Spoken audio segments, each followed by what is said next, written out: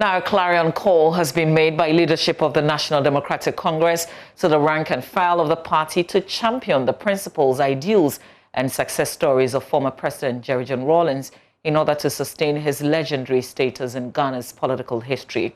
Speaking at a public lecture organized by the party as part of programs leading to the final burial ceremony of J.J Rawlings, former President John Dramani Mahama and Speaker of Parliament Alban Gbagben asked close associates of Mr. Rawlings to uphold the principles of the late soldier and also document his history to prevent distortions. Latif Idris has more. Alhaji Hudu Yaya recounted how himself and some student leaders joined the revolution by going to the nooks and crannies of the country to preach the words of the revolution back in the day. June 4th was born. We were then students, final year students. We closed down the university ourselves, that we were going into the rural areas to preach revolution, even though we were writing our final year exams. General Secretary of the Opposition NDC, Johnson Asiedun Ketia, says the current administration's posturing is gradually taking Ghana's democracy into abyss.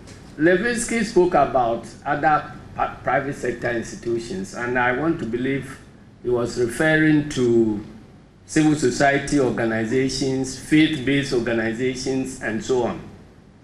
He is saying that when you see all these institutions being bullied into silence, then that democracy is on the path to its death.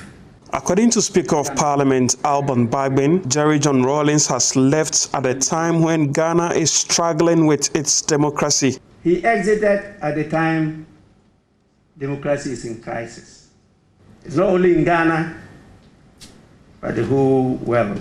And in fact, the supposed mother of democracy is also in crisis.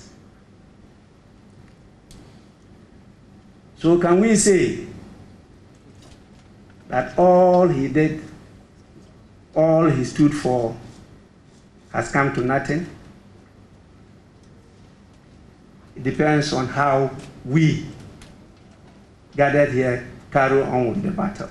Former President John Dramani Mahama, on his part, has called on the close associates of the late former president to document his history in order to prevent what he describes as revisionism. I dare say that with JJ's passing,